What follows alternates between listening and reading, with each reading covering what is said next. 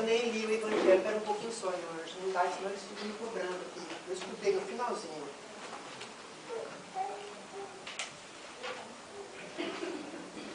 Capítulo 13, versículo 13.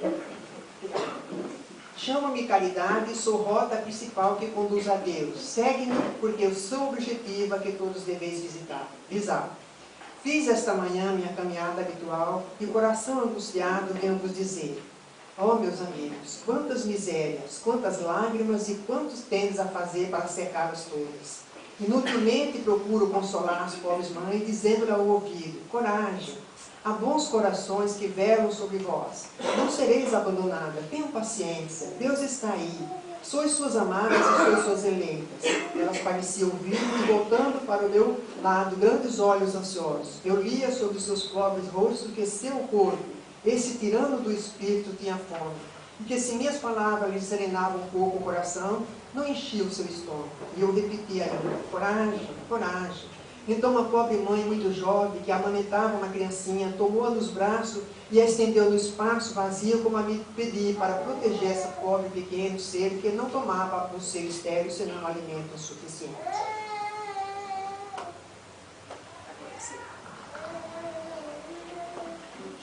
Boa tarde a todos, a todas também, né? Que a paz do Mestre esteja em nossos corações. A história que eu vou contar para vocês se chama O Mancebo Rico e ela aconteceu há aproximadamente 2000 e poucos anos atrás. O lugar era Cesareia, um lugar que era considerado a capital do ócio e do prazer.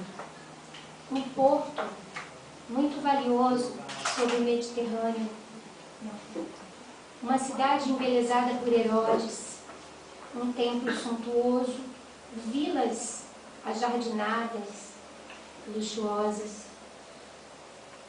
É nesse cenário que a gente encontra um jovem muito rico, numa tarde muito quente de verão, e esse jovem está refletindo. Ele reflete sobre o acontecimento da manhã. Naquela manhã, ele encontrou alguém. Naquela manhã, ele escutou a seguinte frase: vende tudo, reparte com os pobres, vem e segue-me. E o jovem, naquela tarde, ele podia lembrar, podia escutar ainda essas palavras que soavam em seu ouvido. Aquele homem que ele encontrou, com olhos tão fulgurosos, brilhantes, tão lindos, doces, mas as suas palavras firmes: vem, segue-me. E o jovem podia ainda lembrar de todo o diálogo, lembrar de tudo o que aconteceu. Lembrar de que quando o encontrou, todo o seu corpo estremeceu. Ele viveu, quando os seus olhos repousaram nos olhos dele, sensações que ele nunca tinha vivido. Esse jovem muito rico tinha uma casa luxuosa, seu corpo era tratado com massagens, óleos, ungüentos caríssimos. A sua mesa era um banquete todos os dias. Todo esse luxo. E ele se sentia vazio. Algo lhe faltava. Algo que todo aquele dinheiro que ele tinha não podia comprar. E a paz sempre lhe escorria entre os dedos. Mas naquela manhã, ele sentiu aquilo que faltava ser preenchido apenas com o olhar. Ele sentiu a paz por alguns instantes, mas vacilante ele recorda de todo o diálogo. Ele recorda que disse ao mestre: eu não tenho medo de doar o que eu tenho, o que eu possuo. Mas, por favor, me dá uma semana. Os jogos de Cesareia estão começando. Eu gastei uma fortuna com meu treinamento, com cavalos árabes que comprei. E eu posso ganhar os louros para Israel. Como resposta, ele escutou de Jesus: não tenho tempo para te dar. O reino dos céus começa para ti agora, nesse momento. Não posso esperar. Vem, segue. Titubeante, ele reforçou: mas eu não tenho medo de dar o que eu possuo. Eu só quero essa semana. Não posso esperar. Vem. Eu quero a ti. Renuncia a ti mesmo. Eu te darei o tesouro do céu. Toda essa conversa, todos esses sentimentos estão revividos à tarde enquanto o jovem reflete. Mas o jovem se lembra que a sua atitude foi fugir. E aí, aquela tarde, ele ainda está ali, hesitante, titubeando. É óbvio, o tempo passa e uma semana passou muito rápido. Os jogos começaram, as festas em Cesareia. Fanfarras, alegria, música, barulho em toda a cidade. As quadrigas são alinhadas. Os cavalos, extremamente fogosos, chegam a empinar, tamanho barulho dos gritos, dos aplausos. Porém, mãos fortes e ágeis dominam os animais, chicotes estalam no ar. E aqueles frágeis carros ganham velocidade imensa. A corrida começa.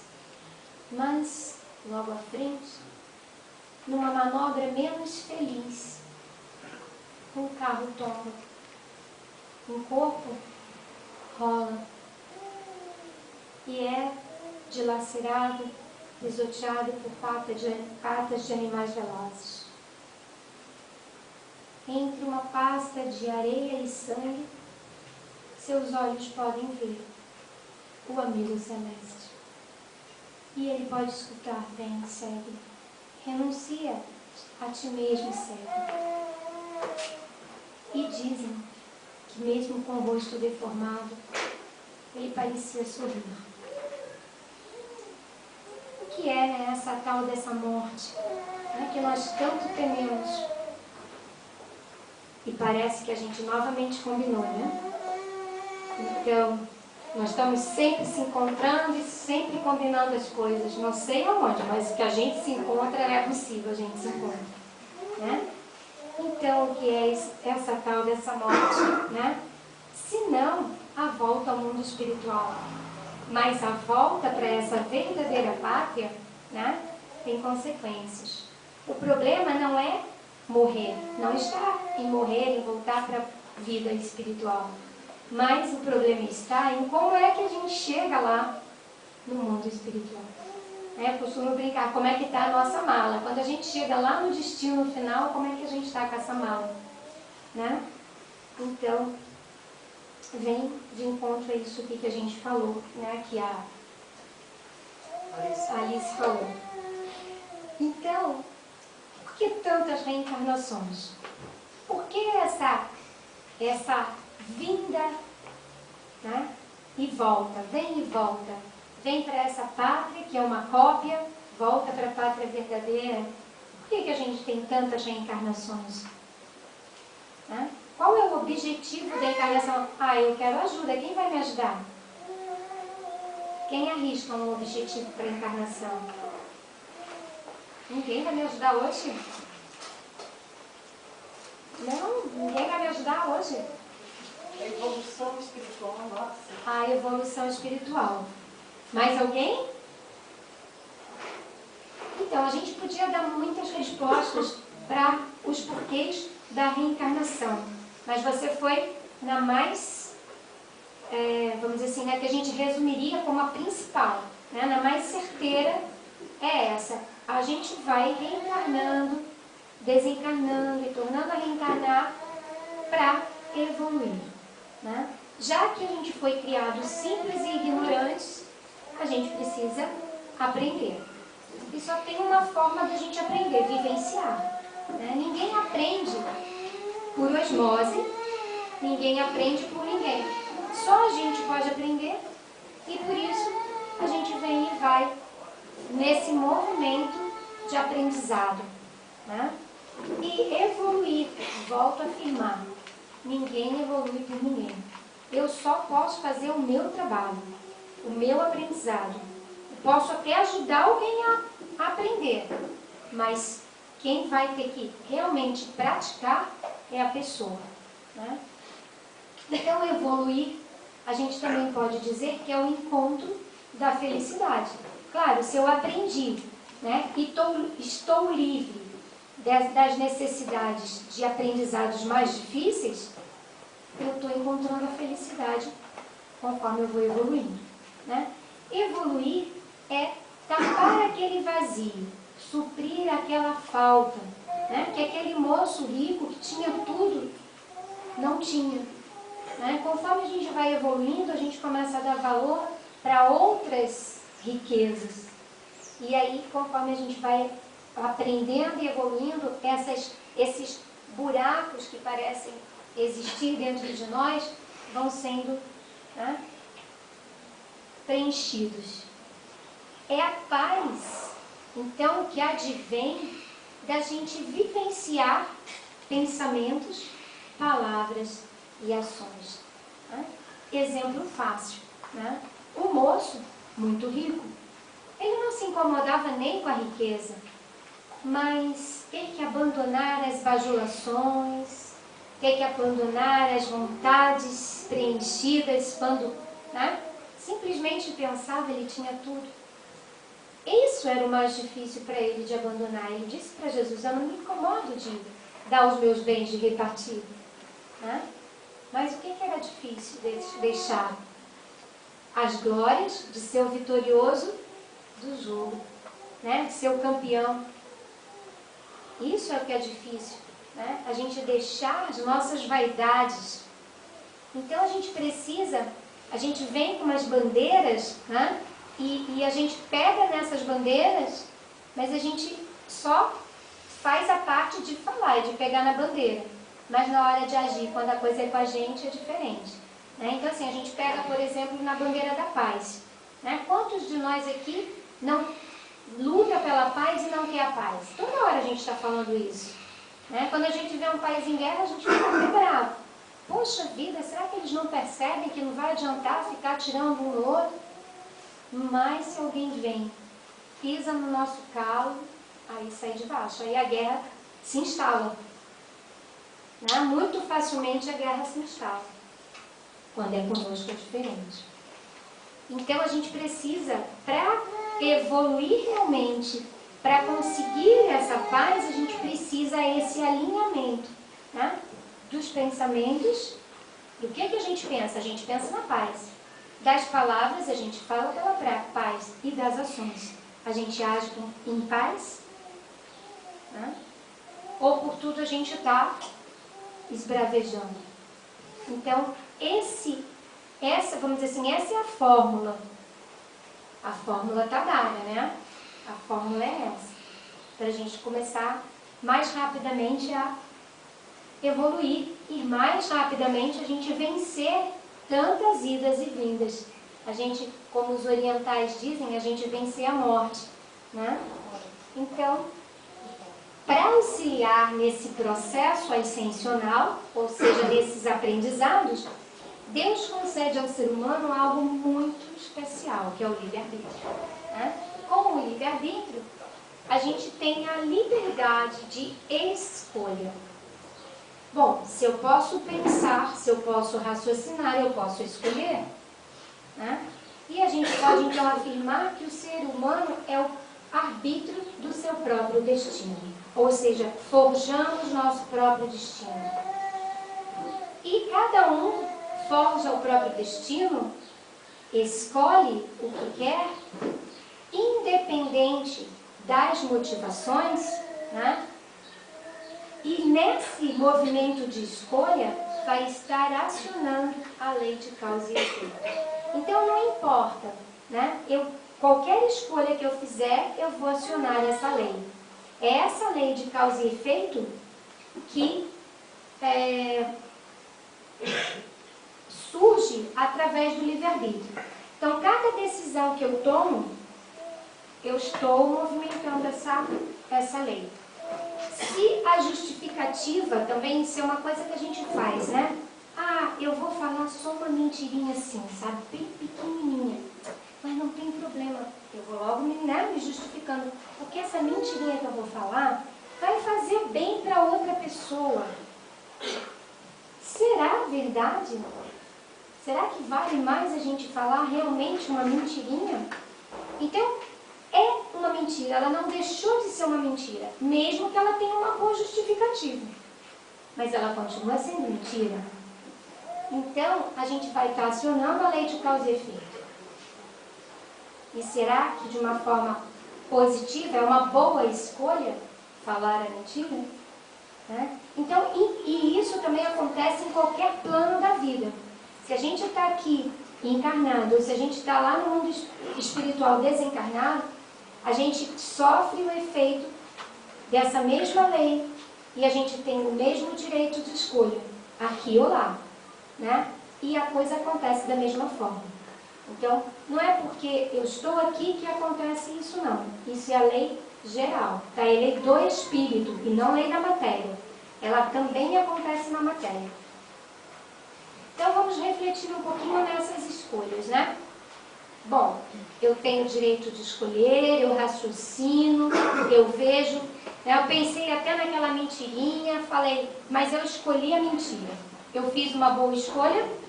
Não. Né? Então, a minha escolha foi infeliz. Eu optei em não falar a mentira, eu fiz uma boa escolha.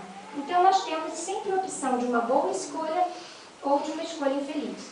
Quando eu faço uma boa escolha, eu dou um passo em direção ao progresso. Né?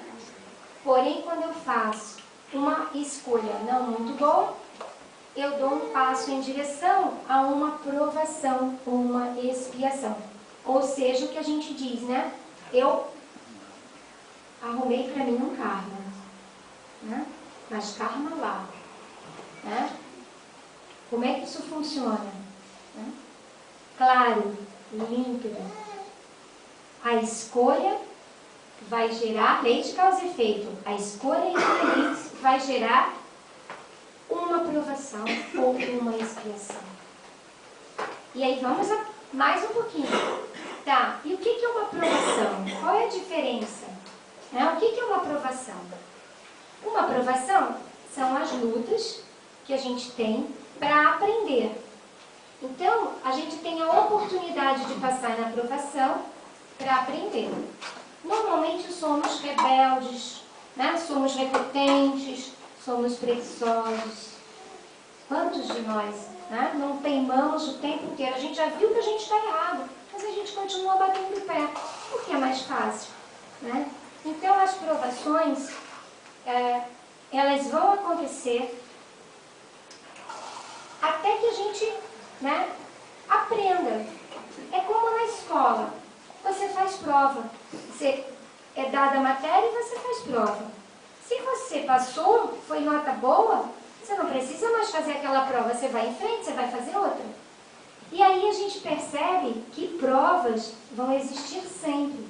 Mesmo espíritos mais elevados, de categorias mais elevadas que a nossa, eles ainda têm provações diferentes das nossas. Né? Porque a gente torna a comparar aqui, ó. Se eu estou no primeiro ano, eu faço prova. Se eu estou no segundo, eu faço prova. Né? Até eu terminar o ensino fundamental, até no 9º ano, eu faço prova. Cada prova tem uma dificuldade diferente, de acordo com o grau que eu esteja. Assim também no espírito. Né? As minhas provas são de acordo com o meu grau evolutivo. Passei para o ensino médio, eu continuo fazendo prova. Não continuo? Passei para a faculdade, eu continuo fazendo prova. Também os espíritos. Então, animem-se, amigos. Nós vamos ter provas por muito tempo, né? Porque nós vamos estar sempre sendo testados. Recebi essa lição, né? Eu tenho que fazer prova para ver se eu aprendi aquela lição. Então, nós vamos levando provas e provas, mesmo quando a gente já está num grau mais adiantado. Aí, quando a gente chega no último estágio da faculdade, que a gente se forma, a gente apresenta o TCC, que é o trabalho de conclusão de curso. Aí, quando a gente já está também a nível espiritual lá, terminando, se formando, a gente tem as missões. Não tem espíritos que têm missões? Que é quando ele já sabe, ele já provou todas as coisas, ele está numa missão. Agora ele já não está mais sendo provado, agora ele está em missão de ajudar. É assim, nós vamos ter provas daqui para frente. Por isso a gente fica sempre assim, reclamando das provas, né? Ou brigando com as provas. Não, as provas são ótimas para nós, né? A mesma coisa com relação às expiações, que são diferentes das provas, né? Vamos falar um pouquinho delas. Só que a gente também reclama das expiações, mas elas não são ruins, tá? Elas são só muito mal vistas, mas não são ruins. Nas expiações, o espírito ele se vê envolvido, né, em ações cometidas, em ações assim, muito ruins, né, cometidas por ele. Então, ele usou o livre-arbítrio, muito infelizmente, e desorganizou a situação de uma forma muito grave. Então, ele é obrigado agora a recompor aquela situação, né? A gente fica muitas vezes imaginando assim, eu matei, eu vou ter que ser morto igual. Não, nem sempre.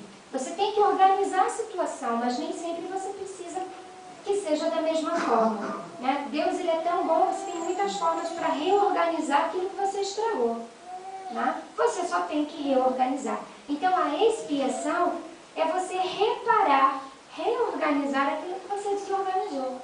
Então, quando você tem uma expiação, é ruim?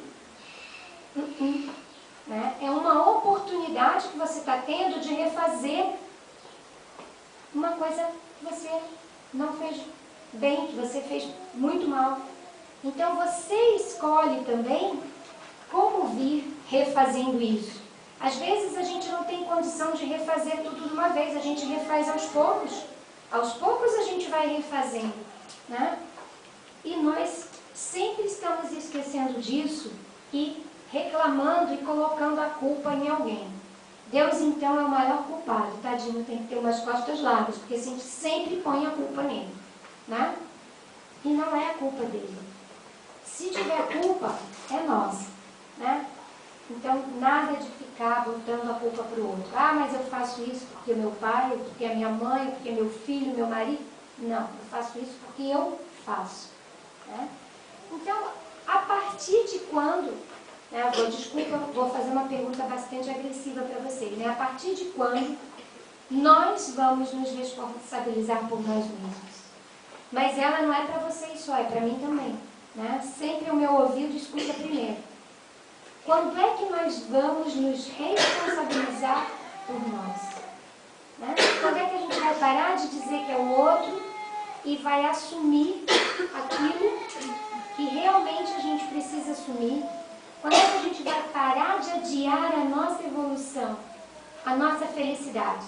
A gente tanto reclama que quer ser feliz, mas a gente não assume a nossa felicidade, não é isso? Será que quando chegar a nossa hora de partir, a gente vai ter real valor para levar na nossa mala? Como é que nós vamos resolver essa questão? Né? Uma outra questão que está associada com essa, né, que a gente não pode esquecer, uma coisa bem importante, é que o nosso planeta está evoluindo. E nós fizemos a opção de quê? Permanecer nele ou vamos abdicar desse planeta? Vamos ser banidos dele? Ou queremos continuar nessa terra aqui? No fundo a gente reclama, mas ama. É uma decisão que, como a gente tem o livre-arbítrio, é nossa. Né? mais uma vez, é por nossa conta, né?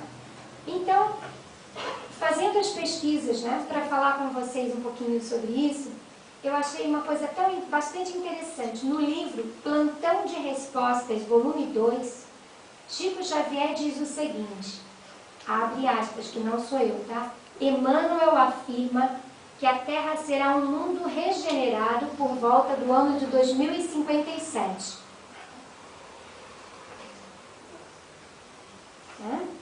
No livro Atitude de Amor, de Bezerra de Menezes, através da psicografia de Vanderlei Soares de Oliveira, o Bezerra esclarece, né? A implantação do Espiritismo na Terra foi devidamente planejada na espiritualidade.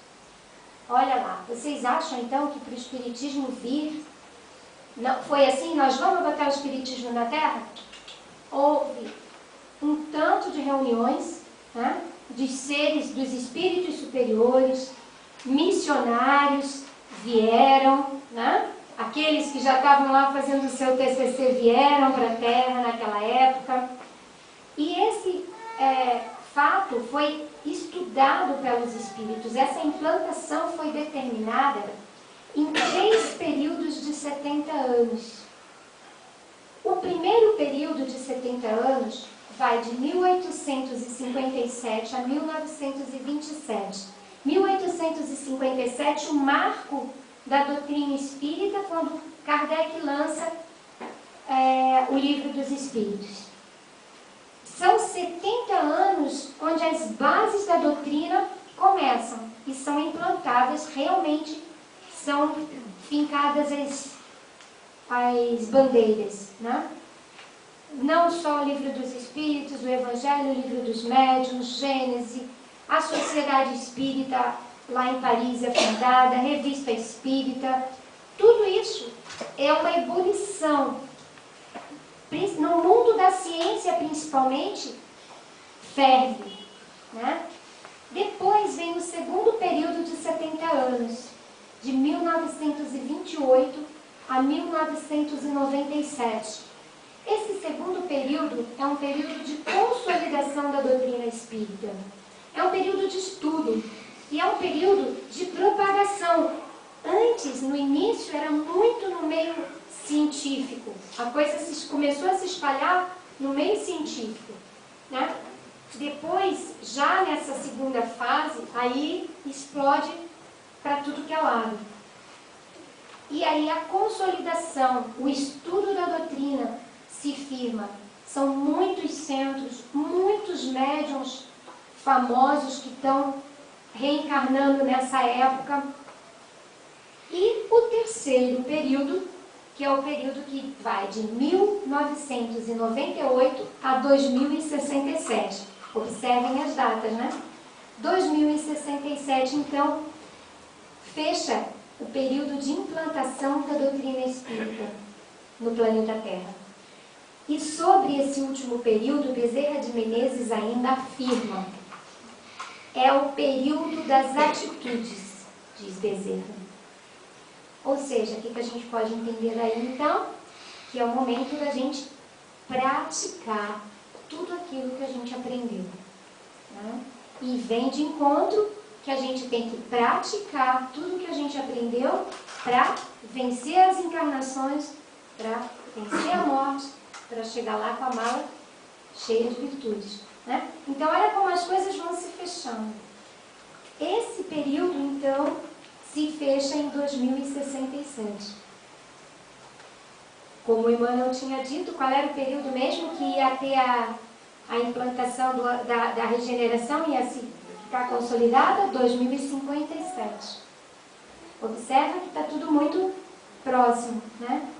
Agora, então, nesse período, que é o período de prática, de vivência, né, a gente tem que deixar o discurso do lado.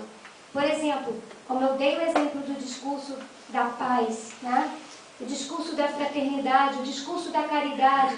Meu Deus, a gente é tão bom, eu sei que eu preciso fazer caridade, eu acho que é ótimo, mas naquela hora que eu tenho que tirar aquela minha blusinha lá, ai, mas essa blusinha eu não vou tirar para dar, não, fica ali. Eu também não uso, mas ela continua ali, porque eu não vou tirar para dar. Nem pensar, aquela blusa que eu mais gosto. Né? Então, olha novamente a mesma questão. Né? A gente precisa alinhar, vou bater na mesma tecla, vocês vão me jogar ovo hoje, mas eu vou bater na mesma tecla. Né? Alinhar pensamento, palavra e ação. Né? Porque é muito fácil a gente fazer metade do caminho. A gente usar a máscara do bonzinho é ótimo. Mas na hora de fazer, aí a gente, vem a aprovação, a gente tem que provar, tem que fazer a prova, a gente é reprovado na prova, reencarna de novo. Ou a gente faz uma besteira tão grande na prova, que aí tem que vir uma expiação. E às vezes, mais do que uma expiação, uma contenção do nosso espírito num corpo completamente debilitado, débil, né? Por conta dessas nossas ações. Vejam que eu estou todo o tempo dizendo nossas, tá, amigo? Não fiquem tristes comigo. Né? E a gente vai destacar mais uma frase, que é a frase de Richard Simonetti, que diz assim, ó: chegou a hora do conhecimento descer da cabeça para o coração. Nós somos uma geração que a gente sabe muito, né? A gente tem a internet aí, tudo que a gente quer a gente procura, a gente acha, tudo que a gente quer saber a gente sabe com muita facilidade. Tá? Mas, e aí? Só ficamos no racional, só ficamos nos botões. Tá? Vamos deixar isso passar para o coração. Por falar em descer da cabeça para o coração, eu trouxe uma música. Vocês sabem que eu adoro história e adoro música, né? Hoje é meu dia, né? Contei história e estou trazendo música. Porque eu amo trabalhar com a música, porque eu acho que a música faz a gente poder mexer com esse emocional. Faz a gente sair dessa razão toda lá na cabeça e passar por uma coisa do coração. Essa música que eu trouxe para vocês se chama Divino Ensinamento e o autor é Chandra Lacombe. Eu já trouxe outras músicas do Chandra aqui. Chandra é um médium, né? Por assim dizer, porque todas as suas músicas são músicas espirituais e nos trazem muitos ensinamentos. Então, gostaria de pedir para vocês relaxarem o corpo, porém buscarem uma posição bastante confortável, se gostarem, fechar os olhos e ouvir com o coração, né?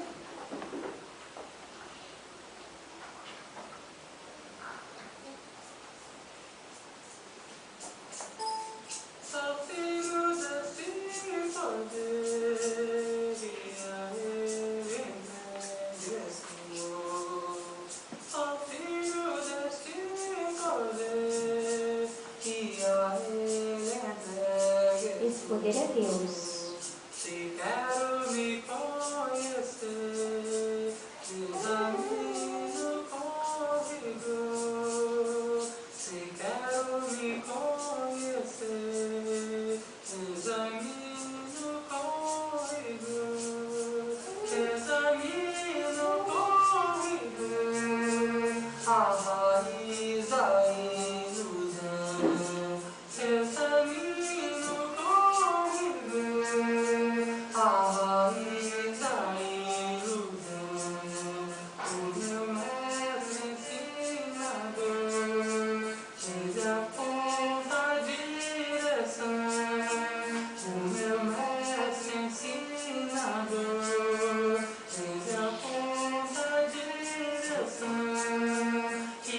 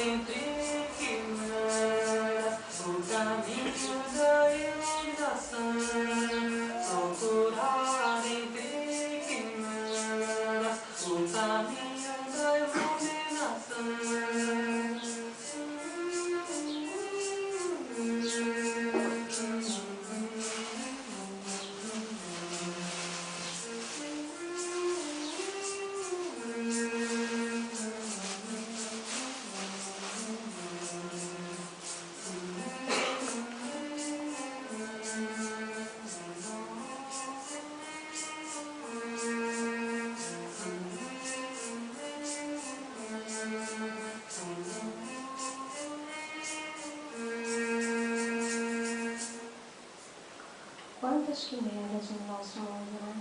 Quantas ilusões. E quantas vezes estamos nós correndo atrás das quimeras. Quantas vezes não nos curvamos, não nos ajoelhamos frente à vontade de Jesus. Quantas vezes continuamos a fugir da vontade dele, da vontade do Pai e dos convites de Jesus. Afinal, adiar para quê? Para que a gente está vivendo toda essa ilusão e adiando a felicidade? Que nós possamos viver nossa vida física de forma que na hora da nossa morte a gente tenha méritos suficientes, né? Para ser recebidos então pelos amigos espirituais com abraços, com alegrias. Que a nossa partida vá repleta de alegria e não de tristeza. Que as virtudes da alma realmente possam ser carregadas na nossa bagagem. Que assim seja e eu tenho certeza que assim será. Graças a Deus. Então, amigos, obrigado por terem assistido esse vídeo. Se vocês gostaram, cliquem no polegar para cima que está aqui embaixo. E também no botão inscreva-se, que está desse lado. Assim, sempre que vocês entrarem no YouTube, receberão notificações de vídeos novos e estarão ajudando a continuarmos divulgando os conhecimentos espíritas na rede. Muito obrigado.